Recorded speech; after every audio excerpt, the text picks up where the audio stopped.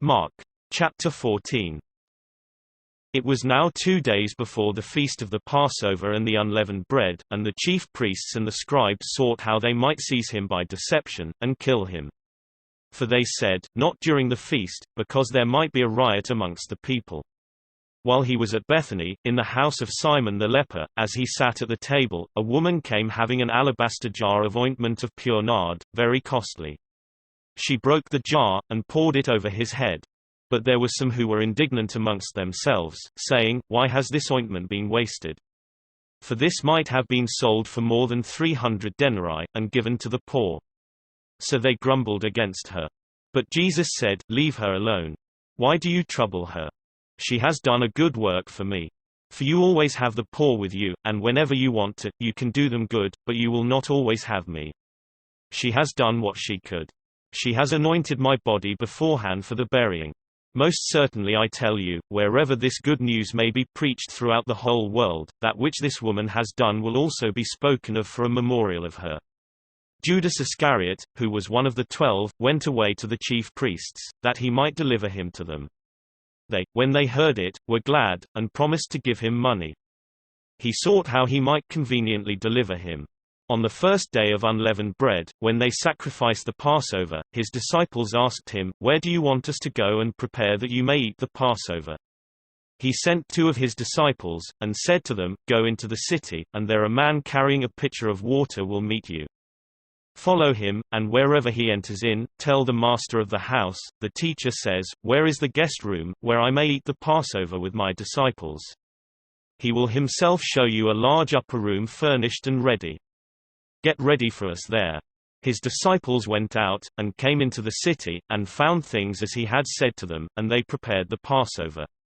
When it was evening he came with the 12. As they sat and were eating, Jesus said, "Most certainly I tell you, one of you will betray me, he who eats with me." They began to be sorrowful, and to ask him one by one, "Surely not I?" And another said, "Surely not I?" He answered them, "It is one of the 12, he who dips with me in the dish. For the Son of Man goes, even as it is written about him, but woe to that man by whom the Son of Man is betrayed. It would be better for that man if he had not been born." As they were eating, Jesus took bread, and when he had blessed, he broke it, and gave to them, and said, "Take, eat. This is my body." He took the cup, and when he had given thanks, he gave to them. They all drank of it. He said to them, "This is my blood of the new covenant, which is poured out for many. Most certainly I tell you, I will no more drink of the fruit of the vine, until that day when I drink it anew in God's kingdom." When they had sung a hymn, they went out to the Mount of Olives. Jesus said to them, "All of you will be made to stumble because of me tonight, for it is written, 'I will strike the shepherd, and the sheep will be scattered.' However, after I am raised up, I will go before you into Galilee." But Peter said to him, "Although all will be offended, yet I will not." Jesus said to him, "Most certainly I tell you that you today, even this night, before the rooster crows twice, you will deny me 3 times. But he spoke all the more, "If I must die with you, I will not deny you." They all said the same thing. They came to a place which was named Gethsemane. He said to his disciples, "Sit here, while I pray."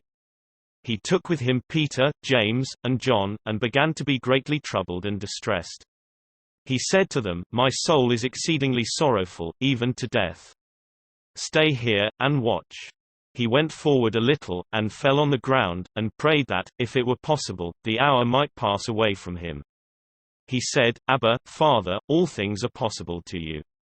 Please remove this cup from me. However, not what I desire, but what you desire." He came and found them sleeping, and said to Peter, "Simon, are you sleeping? Couldn't you watch 1 hour? Watch and pray, that you may not enter into temptation. The spirit indeed is willing, but the flesh is weak." Again he went away and prayed, saying the same words. Again he returned, and found them sleeping, for their eyes were very heavy, and they didn't know what to answer him. He came the 3rd time, and said to them, "Sleep on now, and take your rest. It is enough. The hour has come. Behold, the Son of Man is betrayed into the hands of sinners. Arise. Let's get going. Behold, he who betrays me is at hand." Immediately, while he was still speaking, Judas, one of the 12, came, and with him a multitude with swords and clubs, from the chief priests, the scribes, and the elders.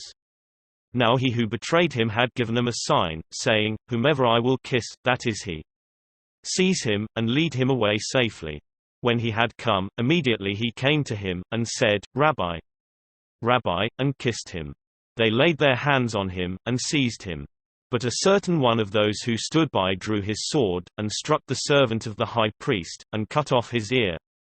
Jesus answered them, "Have you come out, as against a robber, with swords and clubs to seize me? I was daily with you in the temple teaching, and you didn't arrest me. But this is so that the scriptures might be fulfilled." They all left him, and fled. A certain young man followed him, having a linen cloth thrown around himself over his naked body. The young men grabbed him, but he left the linen cloth, and fled from them naked. They led Jesus away to the high priest. All the chief priests, the elders, and the scribes came together with him. Peter had followed him from a distance, until he came into the court of the high priest. He was sitting with the officers, and warming himself in the light of the fire. Now the chief priests and the whole council sought witnesses against Jesus to put him to death, and found none. For many gave false testimony against him, and their testimony didn't agree with each other. Some stood up and gave false testimony against him, saying, "We heard him say, 'I will destroy this temple that is made with hands, and in 3 days I will build another made without hands.' Even so, their testimony didn't agree. The high priest stood up in the middle, and asked Jesus, 'Have you no answer? What is it which these testify against you?' But he stayed quiet, and answered nothing. Again the high priest asked him, 'Are you the Christ, the Son of the Blessed?' Jesus said, 'I am. You will see the Son of Man sitting at the right hand of power, and coming with the clouds of the sky.' The high priest tore his clothes, and said, 'What further need have we of witnesses? You have heard the blasphemy. What do you think?' They all condemned him to be worthy of death. Some began to spit on him, and to cover his face, and to beat him with fists, and to tell him, 'Prophesy.' The officers struck him with the palms of their hands. As Peter was in the courtyard below, one of the maids of the high priest came, and seeing Peter warming himself, she looked at him, and said, 'You were also with the Nazarene, Jesus.' But he denied it, saying, 'I neither know, nor understand what you are saying.' He went out on the porch, and the rooster crowed. The maid saw him, and began again to tell those who stood by, 'This is one of them.' But he again denied it.